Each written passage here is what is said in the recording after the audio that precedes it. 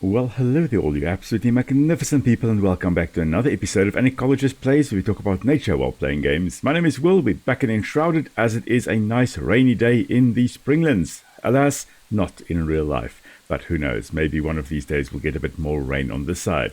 Now, today we've got a few things we do need to complete. First of all, we've got a few new quests we can actually take. For example, Emily the farmer here wants us to collect the almanac of plants and seedlings, and if we collect that, we should be able to grow new crops. Balthazar, the alchemist, wants us to get a black cauldron, and he talks about Ikora, a remarkable mage from the Nomad Highlands, and we already last time read Something Left Behind by Ikora, so we'll head over there to see if we can actually find out what happened to Ikora. Athelin the hunter wants a tanning station, so we'll need to go and collect that as well. And Emily mentions that she knew Ikora, and that she had a shop in Rattlebleak, which is where we were last time. Now before we head on out, it is important for us to actually upgrade our arsenal, so let us make some fossilized bone arrows. There we go, 550 should do the trick. So now those will be the main arrows we use. It does do quite a bit of damage, which is very nice. And now we are going to head on out to the Pillars of Creation, this little fast travel point of ours right over here. Because just to the west here there is a flame sanctum we can visit, and then there's also a place where the southern caravan, led by Queen Yasmina, probably passed through between these two pillars of creation, basically two volcanoes that they passed through in what we call in Afrikaans a poort, which is a little passage through the mountains. So we're going to head down there first. I just realized that this flame altar is probably the one we already visited before, so we're just going to ignore that. We're going to just go down to where the southern caravan passed between the two volcanoes. And that should be right down here somewhere. And you can see here, well, there's a whole VUCA village, and well, there is another berserker. Now again, we are friendly with the VUCA, so most of them are quite fine, but that berserker right over there will not be fine with us. So I think what I'm going to do is I'm going to try to take him out from range. If only I could shoot straight. There we go. That does a bit of damage. Alright, it doesn't seem as though anybody else is coming after me, which is wonderful news. But this strategy is going to take a while, I'm afraid. And who knows, maybe he will find a way up to where I am. But for now, I'm able to just, snipe him a bit. Now, yes, this may be the coward's way, but you know what? With this way, I am reducing the collateral damage. If I were to go in there, like shooting on ground level and hitting him with my axe and with my sword and everything, most likely everybody else will attack me as well. With this, there is still a chance that maybe, just maybe, they don't know who actually killed this berserker. So maybe, just maybe, I'm able to get by with just removing the berserker. And maybe, just maybe, nobody else will attack me. We'll find out momentarily as we grab everything, including Yasmina's apotheosis, which is the very nice weapon that she had. Are you guys alright? Were you under the tyrannical rule of this berserker? Everybody fine with me? No, everybody's not fine with me. That guy is not fine with me. Everybody else was fine. Why are you not fine? Well, I mean, that one probably is a little bit smarter than all the other ones, realizing that, yeah, indeed, I removed their ruler from his seat of power. So we're just going to run away. I love Queen Yasmina's apotheosis as a very, very fun weapon, as I'll show you guys in a moment. There we go. Okay, everybody seems to now be fine. But there we go. What a very, very nice, I guess it's an axe, if I'm not mistaken. Anyway, it's a cool weapon nonetheless. I mean, look at that. Looks a bit like a sun. And it does do quite a bit of fire damage as well. So now that we have finished that, we can almost remove this place of ours. But there are still some things we do need to do. And so we are back here. Now from here, we can head on over to that scavenger outpost right over there, because I do believe that is for the quest, the blacksmithry quest. And we can go to the south, which is in that direction, to find out a little bit more about the tanning station and I think the almanac of plants and seedlings as well. But you know what? I'm going to do that off screen. That is not very ecological. Instead, what I'm going to do today is I'm going to head into the Shroud. So we're going to go a little bit into the Nomad Highlands Shroud. So we're going to shimmy on over to the ancient spire. Now, just for interest's sake, at the scavenger outpost to the south, right at the top there, there is a silver chest, and in it you can grab some building blocks. I can't recall exactly what building blocks there are. Let's have a quick look, shall we? There's the chest. It's the mixed sandstone block. There we go. Okay, great stuff. And of course, sometimes you get a nice weapon as well. And by gliding from the top there, you don't have to fight through the outpost here. I think there is, if I'm not mistaken, a musical instrument in here as well. But we will get to that when the time comes. For now, we're actually heading off to, I think, over here. I just put a marker down as I was exploring a bit previously. Just going to not fall here. Just quickly have a look here. Is this a den of, well, something? This oh, there are some flightless red tails in here. Interesting. Okay, so this weird structure built of sticks. This does look very much like a massive bird nest. It reminds me to some extent, except that it's built on the ground and not in a tree, it reminds me of massive nests built by sociable weavers, which are a medium-sized weaver bird, which we have here in Southern Africa. And they build massive nests made of straw, basically.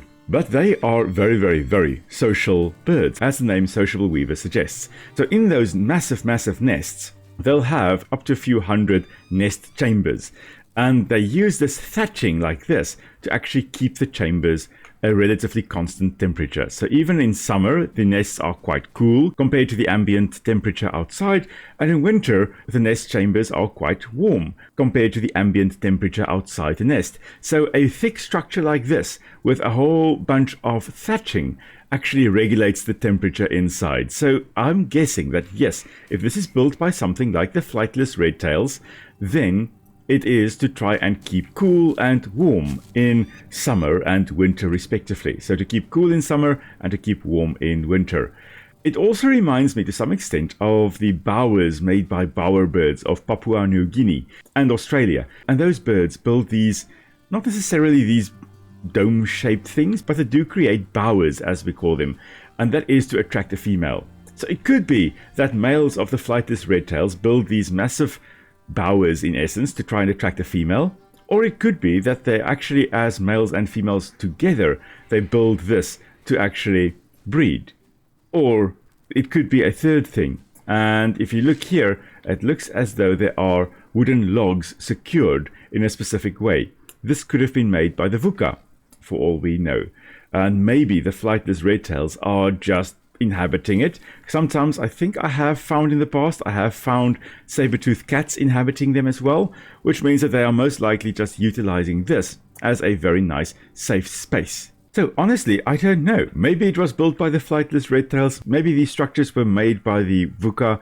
Maybe there's something else that built them. Maybe some of the other inhabitants of Embervale built these structures. Regardless, I'm pretty sure they are to try and have a nice cool spot in summer to chill and a nice warm spot in winter to keep nice and toasty. Alright, now there's a reason why I wanted to be over here, and the reason is right over there. There are two fell mushroom crabs moving around down there. So we are going to try and take some of them down. At least the one, but possibly both of them. And we are going to start by actually shooting those little, trying to at least shoot those ammonia glands right over there to try and release that. And then we're going to just dodge out of the way, shoot again, dodge out of the way, shoot again. In that way, we actually get more ammonia glands than we would have gotten otherwise.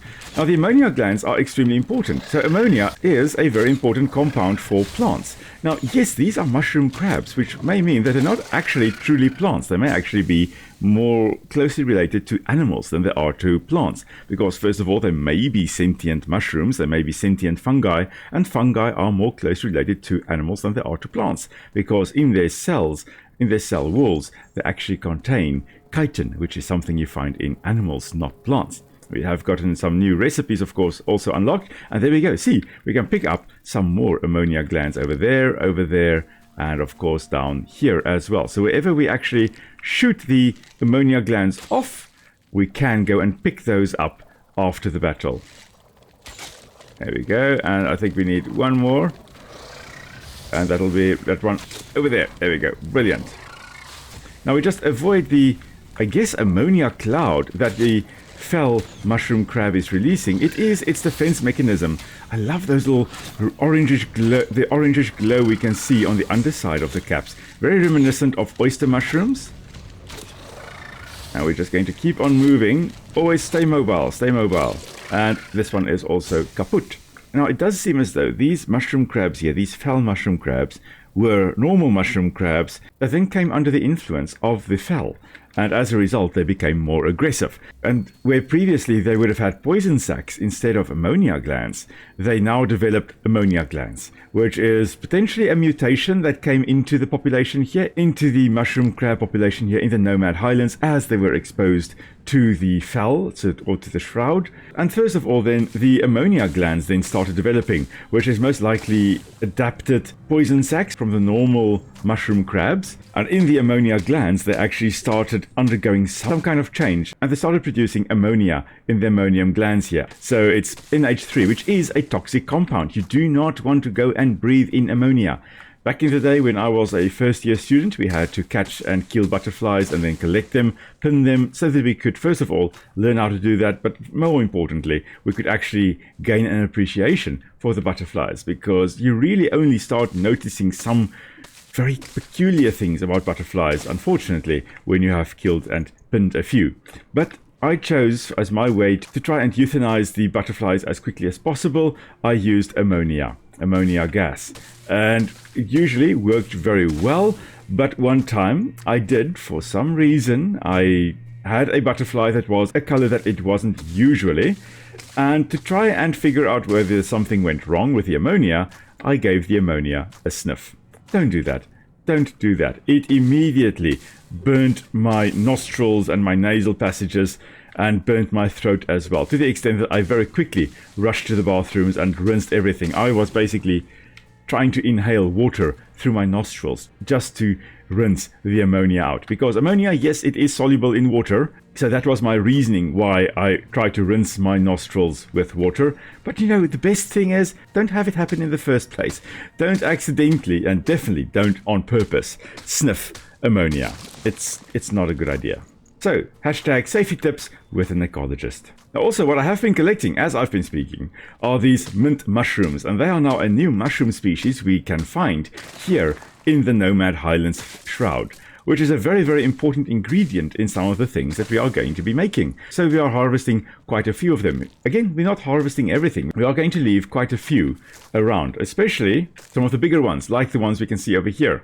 Because as you can see, they have opened up their caps, they are releasing a whole bunch of spores, and that's going everywhere. So too some of these ones have also been releasing their spores. And we're just going to let them continue doing that. We're just going to catch a breath quickly, and then we're heading into the shroud once more to see if there's anything else interesting we can find down here.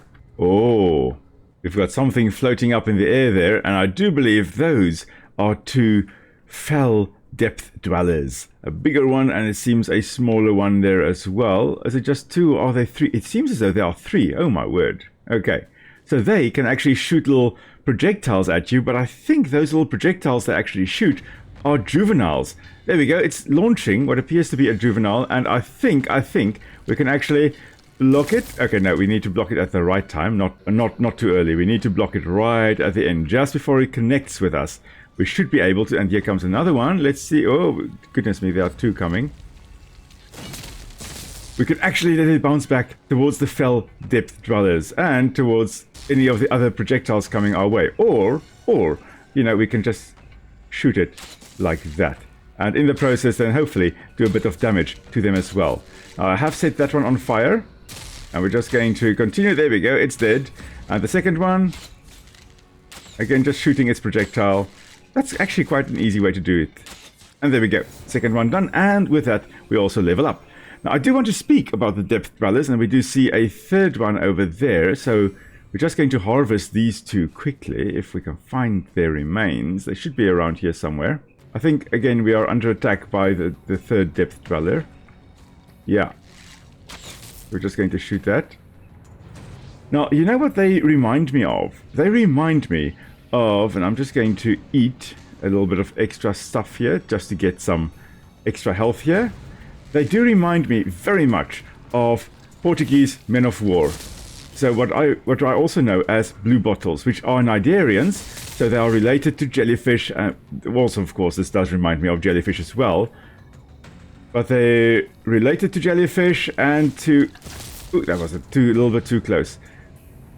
And the reason I say this is because, well, these guys here have got tentacles below them. And apparently, if you actually get caught in those tentacles, yeah, it acts like deadly shroud. In other words, it is highly, highly toxic. You don't want to be ensnared by those tentacles. And that to me is... And I'm just going to shoot with a copper arrow, you know what, it's fine. This reminds me then very much of cnidarians like the blue bottle or Portuguese men of war, because they also have those tentacles, and those tentacles have stinging cells. And if you are a little fishy that gets caught in those tentacles, well, your days really are numbered. You're basically dead. Now, my dad and my sister are both highly allergic to blue bottles, to their sting as well. I thankfully am not. So usually you are fine if you do get stung by them. It's very painful, or quite painful actually. I'm sure there are many other things that are far more painful than that, but I have been stung once by a blue bottle, and that was about 2 Decembers ago, right on my birthday. You know, what a way just to have to celebrate the birthday. And here comes the loot right over here. All right, let's see, what do we get? We get shroud gelatin. Ah, here we go. There are the other remains right over here as well. That's a 1. I'm not sure where the other ones remains are. Oh, that's all right. Anyway, so these fell depth dwellers, basically like the blue bottles and jellyfish of the shroud. And they're floating around here, providing some aerial support to the other fell down here. And they were added relatively recently with, I think, 2 or 3 updates ago, which was, you know, quite a shock for me to encounter them the first time. Oh, look at all these mint mushrooms growing here. We are going to harvest some of them. There's a nice bunch of them in the area here. So we're not going to have any real impact on the population by harvesting some over here. Again, not going to harvest everything. We are trying to be as sustainable as possible. We're just going to harvest some. Now, of course, fungi, like these mint mushrooms here, can produce millions and millions and millions of little ones, of spores. And if only 1% of those spores actually manage to establish new fungi, well, there will be millions more. So it's fine. So we can technically really harvest quite a lot of these, and theoretically there may still be a lot of fungi establishing. Of course, more than 90%, like far more than 90% of these spores that they are releasing will never actually find a suitable spot to grow, and they won't establish new fungi. So yeah, that's why we still are not harvesting everything. We are still trying to be as ecologically orientated as possible, as environmentally friendly as possible. Now we are starting to run out of timer there. We've got 4 minutes left, which is technically still fine. But you know what, I would rather not... Oh, there's another depth dweller over here. I'm just going to keep on running, and I'm actually just going to run to where we entered the shroud now. That, I guess, is the easiest way to actually go about, and there is also a fell shooting at us, you know, because why not? Why not have that as well? Oh, of course, there's one of these guys as well. Well, screw you. We do have to try and stay out of its way as it lunges most likely at us. There we go. Ooh, that was another hit. Wonderful. I forgot they can actually lunge quite quickly. Oh dear, I'm almost out of stamina, which is brilliant. Let's just try to avoid it. Now, if we're looking at these little guys, I believe they are called the Shroud Stalkers.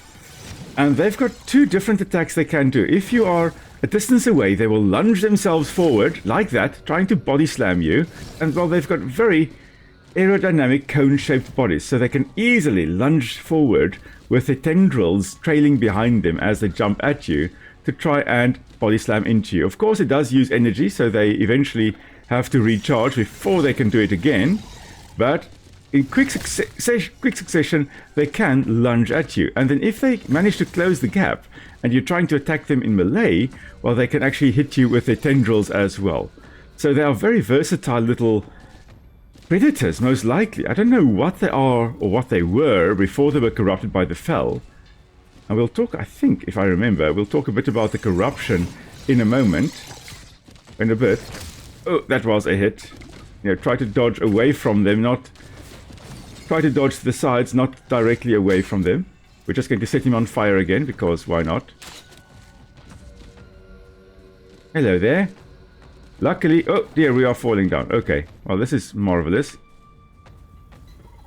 Oh, and you know what? We're almost out of time. Oh dear. I really wanted to actually show that one who's boss, but now we're really running for our lives here because we're almost out of time. Anyway, we'll get back to the Shroud Stalkers, I guess, in a bit. For now, we really just need to make our way. We've got 99 meters to go, and we've got a bit more than a minute to go left. Oh dear, we are running through an area where I think there are fell. Oh yeah, there are lots of fell over here. That's not a good idea. Oh, lots and lots. There's even a banshee over there. I think I saw a banshee at the back there. Let's just try to avoid everyone. We've got less than a minute left. Oh look, there's a Shroud Depthdweller as well. Yeah, I think I'm screwed. I think I'm going to succumb to the fell here, to the Shroud. Yeah, I am now really... I got sidetracked. I kind of forgot that I shouldn't be talking too much while in the Shroud. I should be focusing on, and this, in that case, getting out of the Shroud. But you know what, that's why it's so fun. It's so fun to talk about all these things. Oh, and we have encountered some new green stuff. We may as well harvest this while we are here. You know what? Acidic mycelium. Yeah, we probably shouldn't be standing in that, or too close to it, seeing that it is so acidic. But you know what? Stuff it. We are going to just succumb to the Shroud. This is fine. Everything is fine. The world is going to close in around us, but this is fine. We've got 4 seconds left. Yeah, everything good. Everything kind of good. Alright, let's respawn, shall we? You know what, that's fun. I did enjoy encountering that Shroud Stalker, and we would have, if I didn't talk so much, we would have been able to actually best it. As we regain our rested bonus here, you know what, that's just part of the game. It is no problem. I love talking about the things we encounter, so of course, at some point, I'm going to get sidetracked so much that I end up dying due to something like the Shroud. It's not the first time it's happened, and it's not going to be the last time that it's happened. So, I'm actually glad it is nighttime, because it gives us the opportunity to collect some of these color lilies. There we go, color lunas, as they are called here. So let's talk about them, because you can only find them at night here in the Nomad Highlands. Now, color lilies are plants that actually belong to the genus Xanthodecia, and, well, Xanthodecia ethiopica is indigenous to South Africa, and it looks very similar to these color lunas we've got over here, except the color lunas are bioluminescent. They are glowing greenish in color here, and they only emerge, or they only flower, at night, whereas Xanthodecia ethiopica, the arum lily as I call them, or as I know them, or color lily, they will flower during the daytime, they don't bioluminesce, and they are white in color with a yellow little spike in the center. And we'll have a look at that in a moment. Just want to collect quite a few of these, but not all of them, and we're going to leave some of them behind. We're not going to collect all of them. I think there should be some... Oh no, those are little vukas over there with the mushroom staff. Oh, there we go. There are some more over here. We're going to leave these ones behind, okay? We're not going to harvest everything. So let's have a look here at the Kala Luna, which is right over there. Oh, interesting. It is showing it as being mostly white in color with dark black, almost black leaves, and then a greenish spike in the center. Now, the arum lily that we have in South Africa looks like that. That is Xanthodecia ethiopica. And it's called Ethiopica because it comes from the Ethiopian zoogeographic region, which is the old way of saying Africa, south of the Sahara Desert. Oh, we've got moths as well? Yes, we have. Oh, interesting that we've got moths here. I was wondering whether that's a different insect or whether it is moths, but yeah, they were moths. Hello, saber-toothed kitty. I'm so glad you guys aren't aggressive towards me, because otherwise I would have had a bit of a difficult time there with the 3 of you combined. Oh, and of course it is raining now as well. So let's just try to stand out of the rain here. We should be fine, yeah, this is sheltered. And let's talk about the Kala Lily, or the Xanthodecia ethiopica. And when you look at this, you'll see it looks like we've got 3 flowers here, but we possibly have more than 100 flowers here. This one thing we see here is not actually a flower. Inside there, it's that little spikelet in the center. That is what we call an inflorescence. It's a whole bunch of flowers. You'll typically have the male flowers towards the tip, and they are producing pollen, and at the base you'll find larger female flowers, little round plump things. They are the female flowers, and they will, once pollinated by the males, either through pollen falling from the top or with pollinators coming and transferring pollen from one flower to another, they will produce fruit and seeds. And the fruits are little tiny berry-like things. They're not edible. Don't eat them. They've got crystals in them that will burn your throat and burn your... It's horrible. It's horrible. Monstera deliciosa does the same thing. Same family. The Araceae family. A lot of them have got calcium crystals in them. Really, really horrible. The raphides, the little needle-like crystals. Please, for all that is sacred, do not eat these things. And when I say do not eat it, please don't eat it. Don't see it as a challenge. Challenge not accepted. All right. Anyway, the calla lily, they've got that little inflorescence over there, and those are a whole bunch of flowers. The thing we see around here is not like a petal or anything like that. It's another leaf, what we call a bract, and it is the spathe, we call it here, with this inflorescence. And it surrounds that spadix inflorescence, that little spike we see in the center. It's called a spadix inflorescence. And the spathe, this little weird white bract over here, that encloses the spadix inflorescence while it is still developing. So as it is emerging, it has that spathe wrapped around it, and then as the flowers are ready to be pollinated, the spathe opens up, and then pollinators have access to it. Things like certain beetles, like the monkey beetles, they love going for that. So then the pollinators can actually get to the flowers, get the pollen, disperse the pollen, and do all kinds of wonderful things to the flowers. But yeah, calla lilies. I love the fact that the calla lilies are in the game here. But if you are from California, you may not like the fact that the calla lilies are in the game here, because they are highly invasive in certain areas. And I believe in California, they are considered a noxious weed. The seeds can germinate very easily. If it's wet enough, it can germinate. I think also in Australia, they may actually be highly invasive. I'll need to double check that. I'm pretty sure they are invasive there as well. Ooh, look at this. Look at this. We've got grasshoppers. There's a bunch over here. There's another bunch over there. Oh, we've got to collect some of these. There we go. 6 grasshoppers. We're not going to collect all of them. We're going to leave those grasshoppers there. This is actually the first time I've seen the grasshoppers. I have not yet seen them. I knew they were in the Nomad Highlands, but I had not yet encountered them because I hadn't actually come to the Nomad Highlands. There we go, another cluster over here. We're going to collect them as well. I hadn't actually come to the Nomad Highlands since the last update. So that is really, really cool. I really do expect grasshoppers, and particularly actually locusts, to be in the Nomad Highlands area, because the Nomad Highlands, it is an unpredictable environment, and locusts love the arid, unpredictable environments. They will have these massive swarms developing, these plague outbreaks potentially developing, occurring. Oh, there we go. There are some... I'm not keen on these guys, but you know what? Stuff it. We're going to make them go boom. A whole bunch of scavengers coming. I'm just going to see what I can do about them. I think I may have hit the saber-toothed cat there as well a few times, unfortunately. Yeah, now it's also coming after me. It's not great. Not great at all. Okay, we're just going to unfortunately have to kill this saber-toothed cat and then get rid of the scavenger over there. And then that one over here. Yeah, good luck. I've got a nice big shield and I'm not afraid to use it. Okay, some more guys over there. Set you on fire and make a boom. Oh, speaking of booms, one of them also is a mortar launcher. Of course he is. Oh, look at those fossilized arrows just cutting through them. That is absolutely marvelous. All right, we've got one more guy over there, and I suspect that saber-toothed cat that is still left will also come for us. Oh, there are some more moths here. Just going to collect them as well, because unfortunately our explosive arrows did hit one or two of the saber-toothed cats, and of course they are pack animals, so they reacted accordingly. Sorry, little ones. I really did not want to kill you, but you did leave me no choice, I'm afraid. Let's see. Kitty, are you alright with me? No, you are upset. So, okay, we're going to just run away. I don't want to kill it unnecessarily, okay? The other two I had to kill because it was fight or flight. And unfortunately, I couldn't flight, so I had to fight. With this one, I can still try to run away. And hopefully, it will leave me alone and live to fight another day. Is it still coming after me? No, it has gone back. Very often predators will abandon the chase if they feel that they're just going to waste their energy. So that's actually very realistic. But if you are being chased by a lion, don't try to run away, because then you definitely become food for them. Are you also aggressive towards me, or are you alright? Yeah, you're okay. You didn't see me accidentally attack the other ones.